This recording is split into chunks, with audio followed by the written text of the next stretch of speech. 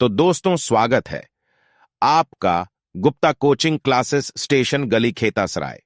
पता है कि भारत में डायबिटीज के कुल 7 करोड़ से भी ज्यादा पेशेंट हैं और ये डायबिटीज होने का मुख्य कारण हमारे शरीर में इंसुलिन के बैलेंस का बिगड़ जाना है। और ये इंसुलिन बनाने का काम करता है हमारा ये पैनक्रियाज यानी हमारा अग्नाशय। अब जब मैंने आपको ये बता दिया है कि अग्नाशय इंसुलिन बनाता है तो आपके मन में ये जिज्ञासा तो आएगी ही कि ये हमारा अग्नाशय यानी पैनक्रियाज काम कैसे करता है और इसका काम क्या केवल इंसुलिन को बनाना ही है या कुछ और काम भी है इसका। चलिए आज आपको इसके बारे में पूरी जानकारी दे देते हैं, लेकिन शुरू करने से पहले अगर ये वीडियो आपको पसंद आएगा तो आप लाइक जरूर करना। पैनक्रियाज एक पिंकिश ऑरेंज रंग का हमारे स्टमक के पीछे लगभग 15 सेंटीमीटर लंबा एक लोब्युलर ग्लैंड होता है। और वजन की बात करें तो पैनक्रियाज वजन में 120 से 145 ग्राम तक होता है। देखिए पैनक्रियाज में ब्लड सप्लाई स्प्लीन से आने वाले स्प्लेनिक आर्टरी से होती है, जो कि कई सारे ब्रांच में बंटकर पैनक्रियाज के हर एक सेल को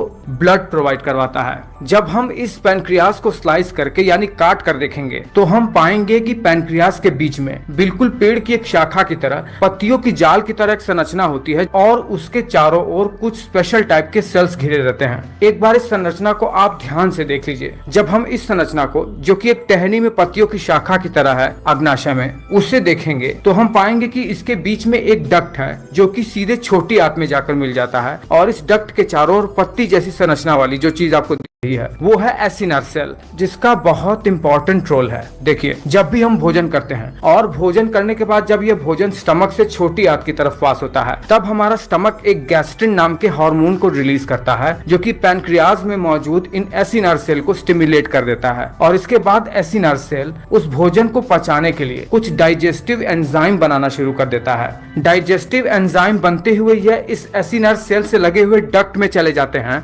जहां पर डक्ट के दीवार पर सेंट्रोएसिनर सेल बाइकार्बोनेट को रिलीज करते हैं। ये बाइकार्बोनेट नेचर में अल्कलाइन होता है यानी क्षारीय प्रकृति के होते हैं। देखिए स्टमक में जो फूड आता है उसमें एसिड मिला रहता है, जिसको न्यूट्रलाइज करने के लिए ही बॉडी में बाइकार्बोनेट बनता है। यही डाइजेस्टिव एंजाइम और बाइकार्बोनेट आपस में मिलकर अब पैनक्रियाटिक जूस बन जाते हैं और पैनक्रियाटिक डक्ट से होते हुए छोटी आंत में जाकर मिल जाते हैं। पर ध्यान रहे, जब यह छोटी आंत में मिलने ही वाले होते हैं तभी इससे गॉल ब्लैडर से आते हुए बाइल डक्ट भी आकर जुड़ जाती है, जहां से ये बाइल जूस भी छोटी आंत में आकर गिरता है। दोनों डक्ट जब आपस में मिल जाते हैं तो इसे कॉमन हेपेटोपैनक्रियाटिक डक्ट के नाम से जाना जाता है। अग्नाशय से निकलने वाले ये जूस जब छोटी आंत में हमारे फूड के साथ मिल जाते हैं तो ये कार्बोहाइड्रेट, प्रोटीन और लिपिड्स को ब्रेक डाउन करके उन्हें हमारे शरीर में ऑब्जॉर्ब करने में हेल्प करता है। पैनक्रियाज के इसी गुण के कारण, जो कि वो पैनक्रियाटिक जूस डक्ट के थ्रू छोटी आंत में सीक्रेट करता है, इस कारण से इसे एक्सोक्राइन ग्लैंड भी कहा जाता है। एक्सोक्राइन ग्लैंड वो होते हैं जो अपना सिक्रेशन डक्ट के थ्रू करते हैं।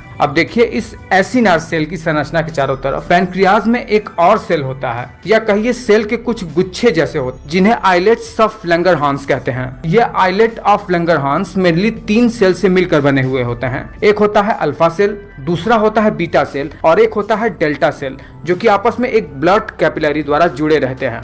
आइलेट ऑफ लैंगरहांस में इस अल्फा सेल का काम ये होता है कि ये ग्लूकागॉन हार्मोन का निर्माण करते हैं। इस ग्लूकागॉन हार्मोन का काम क्या होता है कि ये हमारे शरीर में जब भी हमें ग्लूकोज की आवश्यकता होती है एनर्जी के लिए, तो ये हमारे शरीर में पहले से स्टोर्ड ग्लाइकोजन, जो कि ग्लूकोज का एक स्टोर्ड फॉर्म होता है, उसे ग्लूकोज में कन्वर्ट करके ब्लड स्ट्रीम में बहा देते हैं। फिर इसी आइलेट ऑफ लैंगरहांस में बीटा सेल का काम ये होता है कि ये हमारे शरीर में ब्लड स्ट्रीम के थ्रू इंसुलिन सीक्रेट करता है।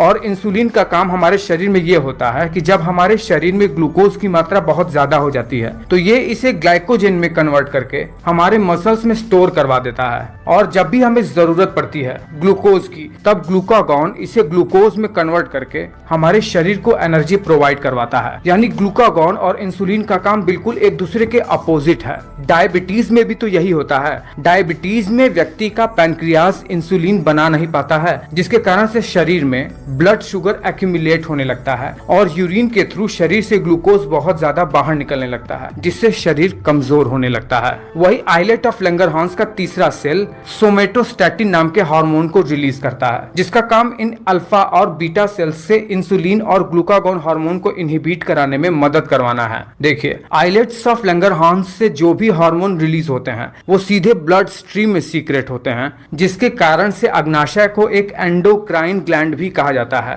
एंडोक्राइन ग्लैंड वो होता है जो अपने हार्मोन को सीधे ब्लड स्ट्रीम में सीक्रेट करते हैं। इस हिसाब से हम ये कह सकते हैं कि पैनक्रियाज एक एंडोक्राइन और एक एक्सोक्राइन दोनों ही प्रकार का ग्लैंड है। तो कुछ इस तरीके से काम करता है हमारा पैनक्रियाज यानी अग्नाशय। आपको ये वीडियो कैसा लगा है मुझे नीचे कमेंट करके बताइए। अच्छा लगा है तो लाइक जरूर और जरूर ही करना।